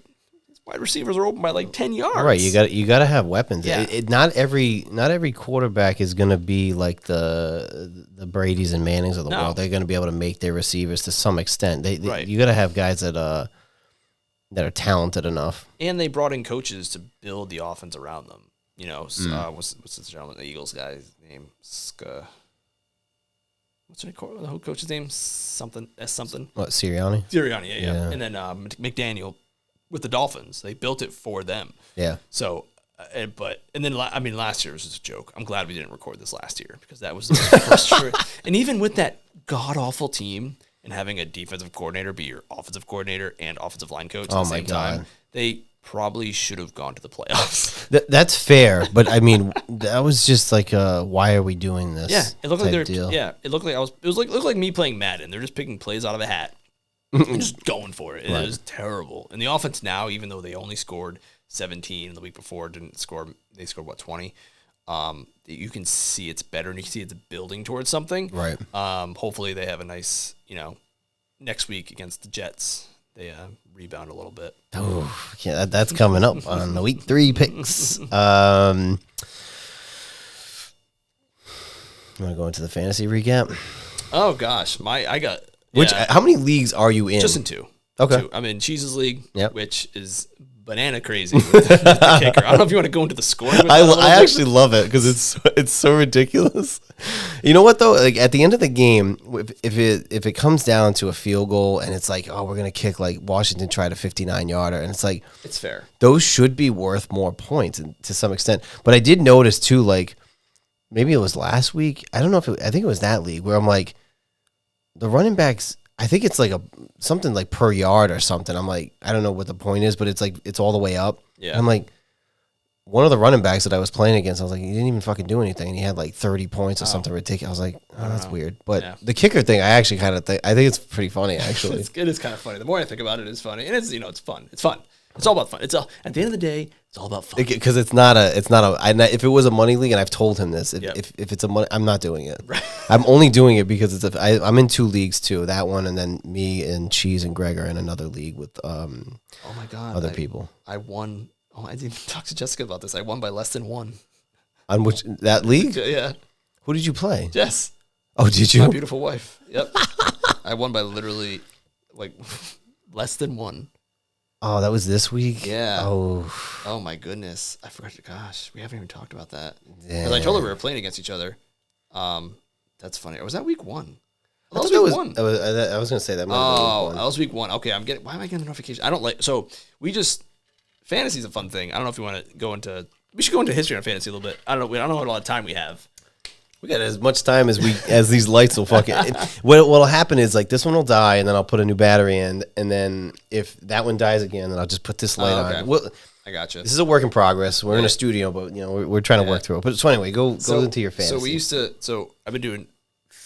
Gosh, it's funny because I'm going off on a tangent here. I talked to my mailman recently, and nice guy. Name's Patrick. Loves my dog. Dog loves him. Gives him treats when he sees me walking her. And he has been doing fantasy since 1990, he said, in high school. He used to look at the newspaper. Oh, my God. Write it all down, and they used to call him up on the phone to do their starters and bench and everything like that on a landline. What? Yeah, I think he said 1990. Was it that or 95? That blew me away. I just had to throw that out there. But been doing fantasy for quite a while, since LaDainian Tomlinson played, at least minimum. Because I remember my brother had him the year he won, we got like 30 touchdowns that year. Yeah. And he won like going away. Mm-hmm. And I've always done, I think it's a little bit of Yahoo and then ESPN. We moved to Sleeper this year in my big money league. Yeah. Which is it's all a fantasy app, but it's all some gambling on there too, and it's nice. It's weird because I have that comforting arms of ESPN. I kind of miss it. Yeah. But Sleeper has some cool features. We're in a league together with Cheese, and it's the wild scoring, which is again, it's fun. It's all about good fun. And I messed up because we have the children at home, and I totally missed the beginning of the draft, and I think I messed up. And I was drafting on my phone because just chaos, and I think I missed getting Fields, but I don't feel so bad about it because I got Breece Hall. It was good, and I know Jess messed up because she was doing her trying to preset stuff, and she got booty like the 3rd round. Oh God! See, I auto draft. Yeah. Last year I tried to draft to pick some players, and it's like, that didn't do any better. She auto drafted last year, and I think she went to the championship. I can't remember if she won't be. It's a good system. Yeah. So far, I think she's anyway. beat me in the playoffs last year. I wasn't happy about that. So it's fun. I've never been a fanatic about fantasy like some people. It's all in good fun. For me, it's my strategy, which always works well, is just volume. Go for the guys who get volume. They get the passes. They get the that's pretty much it. And every once in a while, I'll get a good waiver wire pickup, like the Kissin a couple of years ago. Yeah. Who would I get before that? There was like one tight end for the Browns a couple of years ago. I got him before he blew up. Yeah. The tight ends fucked me because in that one of those, I think it was that league. I had Kelsey, and I only had one tight end because I did the auto draft, and I'm like, fuck, like I had to just pick up. I don't even know who I picked up. It was like slim pickings in that league because that's the league that has, is it 12? I think so, yeah. So there's slim pickings once you get like those extra two teams. Because tight ends is a cliff. So you get like the top 5 guys. Although my other league, I have Goddard, who hasn't done shit in 2 weeks. Right. And then Cliff. Hunter Henry, I think, is the number 1 scoring tight end in like the league right now because he has 2 touchdowns. But that's another position, kind of like running back in a way, where it's you get 2 or 3 that you're going to go to predominantly. Like you said, there's probably like the top. Kelsey's a wide receiver. Dude's a wide receiver. Yeah, pretty much. Pretty much. But yeah, there's some guys out there who are great fantasy players and just bad football players. They might collect the stats. Like Justin Fields last year, run all over the place. I had him in Jesus League. Actually, I think he was a waiver wire pickup for me last year. That's why I did so well in Jesus League last year. But the actual football IQ is just not there. Chicago will do that to you. Yeah, right. How was Howell in that game, by the way? Because we've talked about this. I'm very happy they finally went with a young guy and kind of stuck with him. This whole quarterback bouncing around the league is just not worked out for really anyone except Stafford. He's on a rookie deal, and honestly, like, you know, people, again, I have this conversation almost every fucking week about Heineke, and I love Heineke. I really do. But he wasn't the answer. He was a seat warmer. That's it. Yeah. And what people will forget about that when they put in Wentz at the end of the year when they needed to fucking win, and Wentz was, he just played like shit. Like, why'd you take Heineke out? It was a bad decision in retrospect, but if you're watching those games, we weren't scoring fucking points. We weren't moving the ball. We weren't scoring points. So I'm like, I didn't hate that decision. It was horrible in retrospect, but I didn't hate that decision because we were winning some games, but then we really weren't. And we were like kind of like teetering. We weren't scoring points and shit. Howell is out of North Carolina. If they said if he came out his junior year, he would have went in probably the first round at some point. He didn't have a good senior year, so we got him in like round 5. Yeah. But they're like, he's a little undersized, but he had a good year. Like, he had a good college career up until his senior year. But you know what? He's on a rookie deal. Stick with him. He can throw the ball. He's got De'Ami Brown. He played with at college. He's got Dotson. He's got Curtis Samuel. He's got Terry. Scary Terry was a waiver wire pickup of mine. And I'm very happy. It was a couple years ago, but his first year, But he's got Robinson. He's got Gibson. As long as Gibson doesn't fumble the fucking ball, so he has weapons. I'm happy with it. But I think the league is so has no patience to develop a quarterback, which is he's gonna fuck up. Yep. Yeah. Which he did last week, and this week, but this week he threw for almost 300. Yeah, he was 299. Yeah, I saw that. So 2 touchdowns. The secret, I feel like the secret is get that quarterback in the rookie wage scale that first 5 years. Yep. By year 3, like Burrows of the world, Hurts, you got to give him the big contract, but it takes like a year to kick in. Yeah. But you see it all. Who were all the last few quarterbacks? Obviously Mahomes, his first couple of years, and he was underpaid. I think they just gave him a new deal or helped increase it. Mm-hmm. He was super underpaid. Hurts was on his rookie deal. They went to the Super Bowl. Burrow was on a rookie deal. He went to the Super Bowl. Brady's a special case, but Goff went to the Super Bowl with a rookie deal with the Rams. Right. That's where they get to go out and spend all that money, and that seems to be the running theme lately. And back in the day when Russell Wilson, he was on his rookie deal. I think Sam Bradford was the last quarterback to get that big, mega rookie deal, which was always stupid to me, even as a young child. Why are these guys getting paid so much money? I know that it made no sense, but I think he was like the last one to get that big contract. Yeah. Okay. Drink of the week.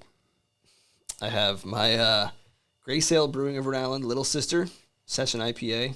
I always enjoy this. I always try to go out and get a fun local craft beer when I go shopping. I always get this one because it's my favorite. But then when I go to the store, I try to get a local craft brew. I was expecting maybe a Stone Cold. Did you ever find the American Lager? I did not. I did look.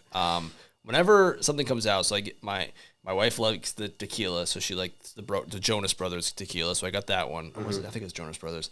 Or no, I'm sorry. Her cousin brought that from a trip somewhere. But we had to go get the Thomas Rhett tequila. So I went out and got that one. I'm not going to play. I went out to get the Stone Cold. I took her to Massachusetts to get the Stone Cold. Yeah, well. Hey. I mean, not that Massachusetts is a hike, but, I still went to go get it. Sure. You had to cross the state line to get it. The place that I get this, they sell Steve Austin, or they did, his Broken Skull IPA, but they only sold it in singles. And really? Yeah. And they have another one. It's called Captain's Daughter, but it's a 4-pack, and I'm a cheapskate. I'm not paying for four of them. I want 6. Yeah. I have another one I'll bring next week, but that's good. There's Narragansett does that too. I think they sell like a 4-pack, like the Bohemian Pilsner, which is, I like it, but it's like you really can't give me 2 more. Like you have to give me a fucking like I know it's like an artsy fartsy like fucking local brew, but like. You guys don't have to be cute about the fucking quantity. Give me 6. It's a 6-pack. Don't be a fucking asshole. Mine's Modelo Lights, Modelo Oro, which is not local at all. Oh, so that's the new one. I thought, yeah, that's okay. How is it? Pretty good. I mean, compared to for a light beer, way better than Corona Premier, better than Miller Lite, better than Bud Light. Now you were always a Corona guy. How did you come across the Modelos? I can't remember this.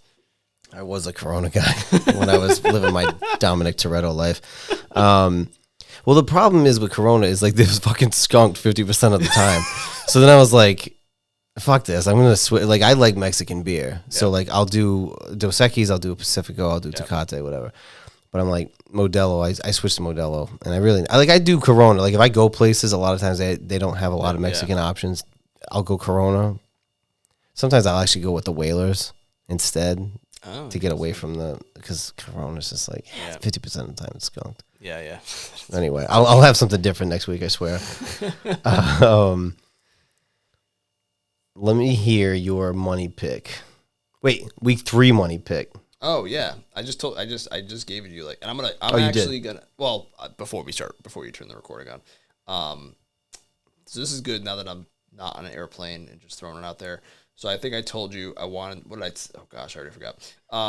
It was the Detroit Lions 3.5 point favorites over the Falcons. Was that the one I mentioned? I think it was. I think it was. That was about an hour and a half ago. I don't remember exactly. That's my pick of the week. And I'm going to do it with the spread, not just, not money line, not just pick them. I'm very new to this. I'm trying to, some friends have helped me explain the numbers to me. Sure. So like the favorite is minus 3.5. I was like, why aren't they? Yeah. Right. There's over-unders, there's money line, which is just straight up. There's odds, which obviously increase and decrease how much you can win. All right. Then you can do like prop bets, player prop bets, of how many catches they're going to have. But yeah, that's the one I'm going to go with this week. That'll be my money pick. Gotcha. My joker of the week coming up is going to be the Tampa Bay Buccaneers. They're 2-0. They're playing Philly, but they're at home. They're 2-0. I'm not sold. I'm sorry, Alex. I'm sorry. I'm not sold on Baker. He's got weapons. Evans is a favorite already. He had a big day yesterday, but they're smelling themselves a little bit. Yeah. And I get when you have a team like Philly coming in, I think the jokers of the week is going to be Tampa. So sorry to burst your bubble. And you know what? Maybe I'm wrong. Honestly, I hope you are wrong because I would like Philly to lose. They're in my division, but I think that my joker of the week is going to be the Tampa Bay Buccaneers. And is that Sunday night football? I think that's Monday night. And this is actually that'll be the game that's on because it's going to be. They have another doubleheader next week. Next week they do. Then the week 4 they don't. So like the 7:15 is going to be on ESPN Plus. So they're switching it. So that'll be the game that's on while we're recording next week. That light is just giving me problems. The battery is dead to the world. All right, Let me flip this on. I'm sorry. I will figure out the. All right, I put it in now. Situation. I put my bet in now. Okay. So you know that I'm not a liar. So far, I've been. Oh wait, it says I'm not located in the state of Rhode Island. That's a lie. There we go. Place that bet. $5 to win $4.55. Fair enough. Okay. So Lions 3.5 favorites, and again, it's not just a win. They got to win by more than 3.5 points. Okay. Yeah. That's fair. I like it. What is? Do you know what Jess's hot take is for this week? Did she tell you? She did not tell me. Come on, Jessica. fast do you think she could answer? I can keep everybody occupied for a minute. Occupied. While I'll get week 3 the lineup because we're gonna rattle off our picks for the week. And are these just gonna be win? I think we'll just do maybe win. Fair. That's fun. I think it'll be quicker, so we'll just run through it. Yep. So I'm up and ready, but we'll give her a minute if you think that she can answer. I don't know. It's not looking good. We have a little one at home, so all right, okay. If she answers in the middle, we'll pause and we'll do her hot take. This is week 1. It's a little clunky. So, all right, the Thursday night game is going to be, the Giants at the 49ers. 49ers. I concur. I mean, the Giants didn't show me anything. I mean, they came back against the Cardinals, which is on the road against San Francisco. Yeah, I have no fucking faith, which is good. Yeah. Mac Jones's one game that he had a comeback was against the Houston Texans when they won one game. So they got not into it. Yeah, great job. Titans at the Browns. I'm trying not to look at who the favorites are going to be, just so I don't pick favorites. But I am looking at how they're playing right now, and they are getting beat by Pittsburgh. They just had a big run after I just said that, but they are losing right now. 16-11. What are those jerseys? Fun fact: the Browns are not named after the color brown; they're named after their owner. That was George Brown. Oh, yeah, I guess that would make sense. There was orange. I'm going Tennessee on that game. Tennessee at Cleveland. I think Tennessee's the fakers of they're the Vikings of the AFC, but I also have no faith in Cleveland. Yeah, I just really dislike Deshaun Watson too, personally. So sometimes I let these things color my perception. But yeah, I agree. And also, they didn't look that impressive against the Bengals either. They won by a good amount, but it didn't look. But Burrow was hurt, and Burrow also has a fucking terrible record against Cleveland. He's like 1-5, which is shocking. Very strange. So we're both on the same page for that one. Atlanta at Detroit. That's my hot take. My pick of the week for Detroit, 3.5. Detroit. Yep. Okay. I hate to keep doing the same, but again, I Green Bay should have beat Atlanta at home. They blew it at the end. Yeah. Atlanta, I'd have more faith in Detroit as a team, especially at home. I'm gonna go with Detroit on that game. I feel like Detroit should have. They should have won that game against the Seahawks. I mean, you hate to say, it was a pick 6. Yeah, right. But it's true. They had that game in the bag and they blew it. So I think that they're also still they are still the Lions. They are still very much the Lions. Yeah, but Motor City Dan Campbell. Yeah, MCDC. I will say that fake punt in week 1 on the zone 20-yard line was ballsy. I wasn't even looking because it's a punt, and wow, good for him. Good for him. Excuse me. Saints at Green Bay. The other Monday Night Football game was the Saints game, and I was hoping to keep an eye on it just to get an understanding of the Saints, because from my understanding, Carr did play well week 1. Mm-hmm. He did. Yeah. I don't know what that game is looking like right now. Yeah. But then what? It's I don't know. It's so God. I mean, it is any given Sunday. It's the NFL. So the Packers could blow the doors off the Bears and then lose by 1. Fair. 13-6. The Saints are over Carolina right now. Oh, interesting. So now that makes me even more confused. Man, you go first. I think Green Bay at home. Oh, they're at home too, yeah. Yeah. If the Saints were at home, maybe a different story. But they're going to be at Green Bay. I think Green Bay. That's fair. I'll probably concur on that one. If I don't know, if I can't decide, I usually just go with. And usually you get like 3. I don't know what the spread is, but you get like 3 points just for being at home. So sure. Yeah, so I'll go with that. Denver at Miami. Miami. I hate Denver. I hate Denver. I hate Russell Wilson. I hate Sean Payton. I think it's going to be a closer game than people think. Does Denver still have a good defense? They do. But then again, they looked like shit in the second half yesterday, and then what's his name is going to get suspended for sure. Yeah. True. That's true. That's a good point. That's a good point. If I remembered his name, yeah. I was really pissed off about that yesterday because Logan Thomas he's a G when he's healthy, but he's always fucking hurt, and concussion leading with your head is just fucking ridiculous. I think it's going to be a closer game, but I'll go Miami on that one at home. So if you're a gambling man, so Miami's favored by 6.5.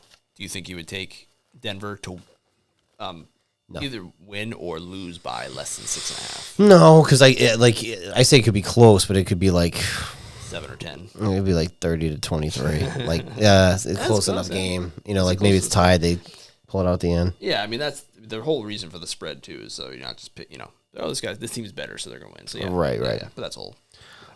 San Diego at Minnesota. 0-2 versus 0-2.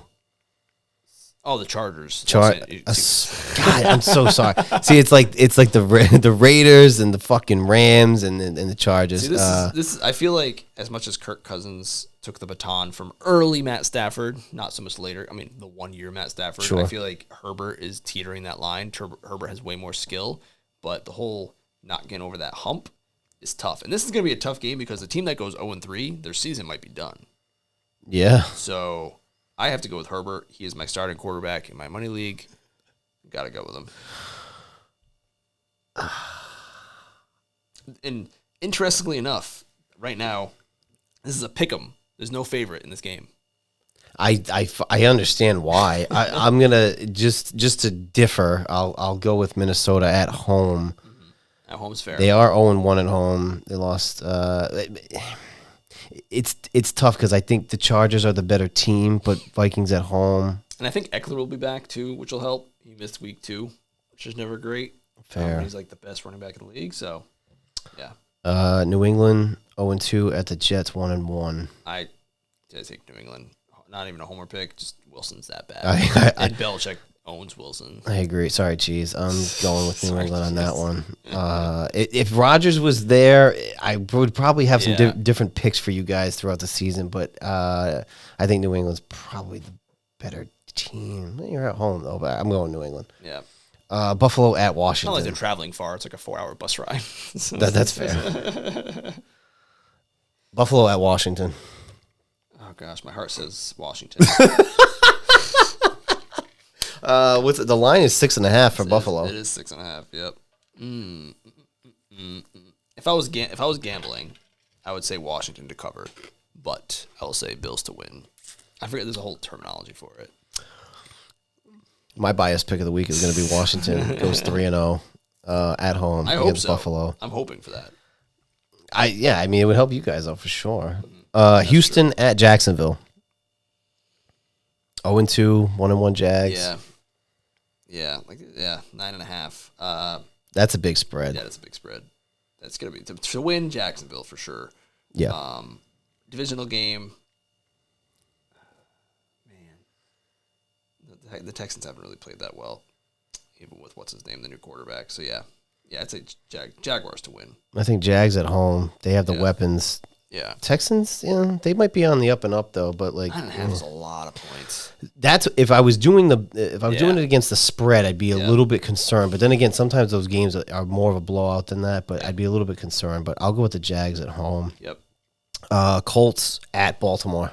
If Richardson's out, which I think he is because of concussion, 9 days. Well, on average last year, it's going to be the Ravens for sure.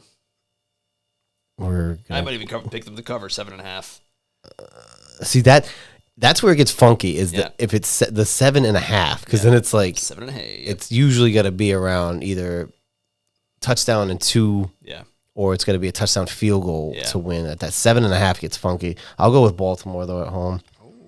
Who's our backup quarterback for the Colts? Yeah, that's a great fucking question. It's not Minshew, is it? It is Minshew. It is Minshew actually. Okay, so I could see that happening. I could see that happening. Wait, I picked Baltimore. Did I say the Colts? I meant Baltimore.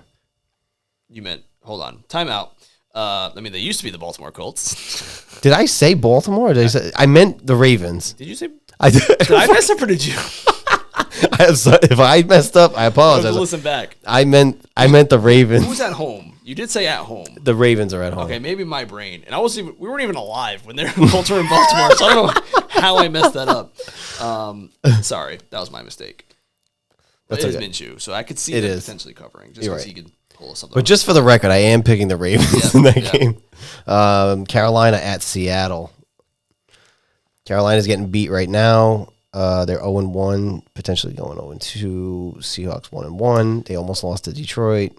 I'll have this as my, my upset pick of the week because I have to imagine Carolina is not favored in this game?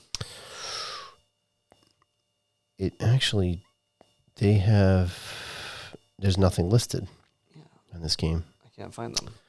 I don't have a listing for that, so I wonder if it's even. Well, yeah, I'll say Carolina. There's going to be an upset somewhere. This is where I'm going for it. That's fair. Gino, I had a good game last week. I could see a dip. I'm gonna say Seattle at home. I don't have faith in the Panthers at all. Chicago at Kansas City. Kansas City. Are you sure? Yeah. The spread on that one is 13. See, now that's an interesting one with that spread, though. Yeah. Although, but here's the thing: Kansas City, they're off to a slow start. They didn't scored 17. Yeah. Right. They didn't look fantastic last week. And they're at home though, and Kelsey's back. Yeah. Kansas City at home. I can't even pretend. I honestly might even pick. I would probably pick them to cover. Although I would probably pick the under, which is the over/under is 48 points. So I'd probably pick the under in that game. That's fair. I don't think Chicago is going to do much point wise. Yeah. Dallas at Arizona. The spread is 12.5 on that game. We're gonna start doing these with the spread because it's like Dallas. I know it's getting interesting with the spreads. Dallas, yeah. I will say Dallas as well. Pittsburgh at the Raiders. I don't see anything there. I don't know if that's a pick 'em. Jess's hot take of the week. It's in. All right, let's hear it. She said, I think Russell Wilson will be benched before the season is over. Wow. So I'm not even the OG Russell Wilson hater. It's Jessica. Okay, but now interesting. That is a hot take. That is a hot take. Yeah. Who is their? I don't know. Not correct. It's not. He's going to get injured. And he's going to get benched because of his lack of ability. And I that could be it because you know what? If they go down 0-3, I think Sean Payton and him seem to have a little bit of a contention. At least that's what it seemed. They both have egos the size of this room. Yeah. Yeah. Who is their backup? That's a great question. I wonder if we could look that up quick. Yeah. Well, I will say Pittsburgh at the Raiders. That is a tough fucking game because I have. What I'm going to do, I have to stop looking. I have to stop looking at the spread so it helps me make my picks because I see they're 13 points. Oh God. I honestly might go Pittsburgh on the road. I'm going Pittsburgh. The Raiders. Again, I don't know what the fuck they're doing. You know why the Carolina one isn't out yet because they haven't won that game's not okay. Yet. No, that makes sense then. Yeah, but I could see. And the Steelers are playing right now, so that. I also think Josh McDaniels is just a bad coach. I don't think he's a good coach. I would agree with that. Yeah. Then we're on to the Monday night games. Eagles and Bucks. I already said the Eagles. The Bucks are my Joker pick of the week. Jarrett Stidham, former Patriots backup quarterback. Jarrett Stidham.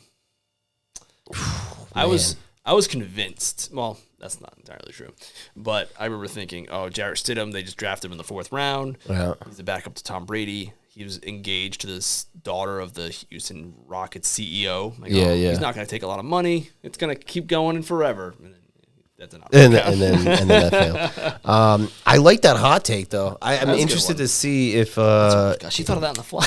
Yeah, if that pans out again, if they lose this week 0-3, I don't know if they would. I guess eventually they would have to. If they might. One thing that I could see them doing. I could see them not. Gosh, it might. A hamstring injury pops up. He pops up on the injury chart. It's like, you know what? He's hurt. He's got the flu. Yeah. And all of a sudden, it's a horrible look for that team with that contract and everything. Yeah. So that'll be interesting. Philly at Tampa?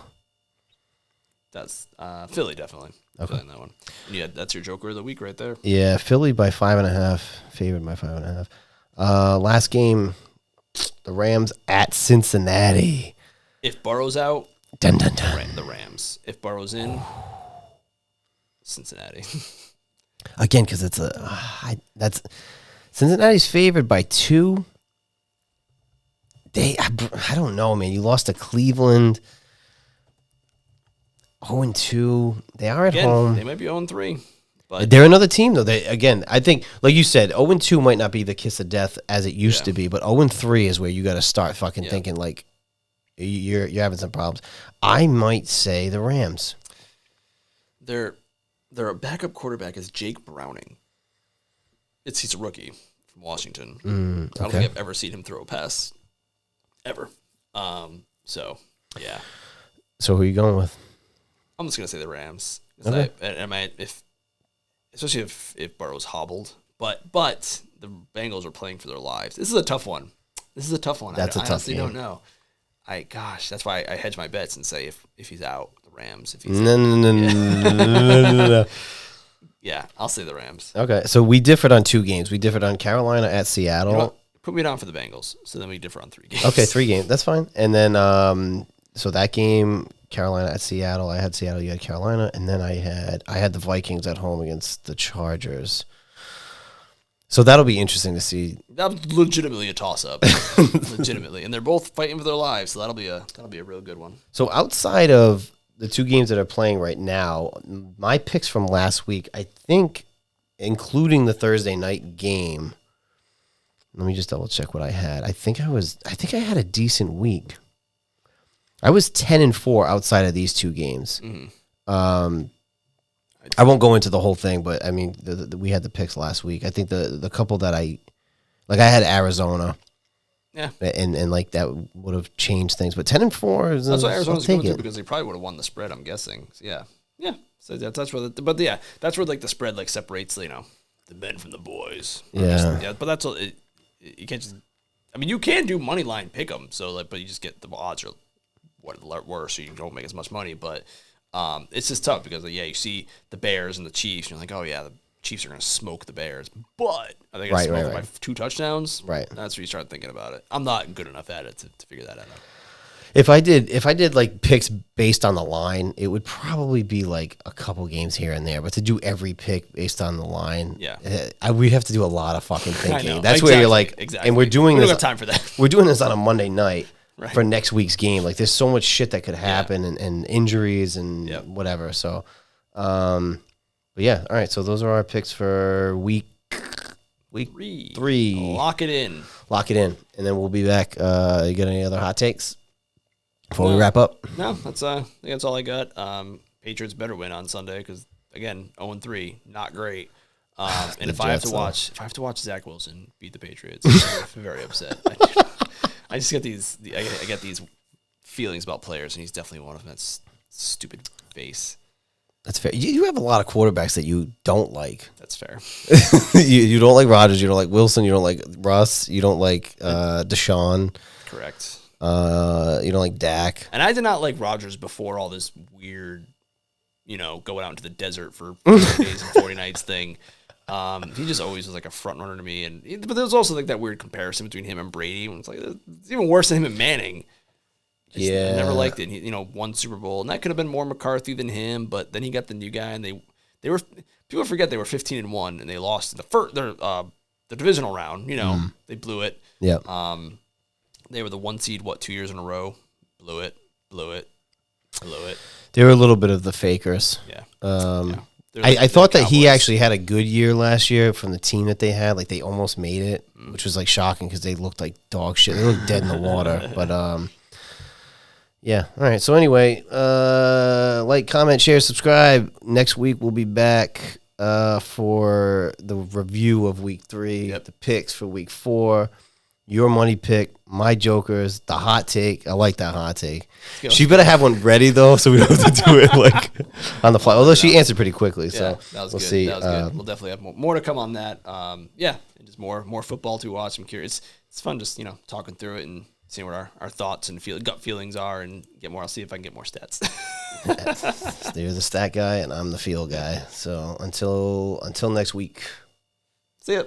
Peace. Bye. Oh, that's good. That's good. You like that? I programmed that one in there. It'll play the whole song. I'm not gonna do it, but it'll.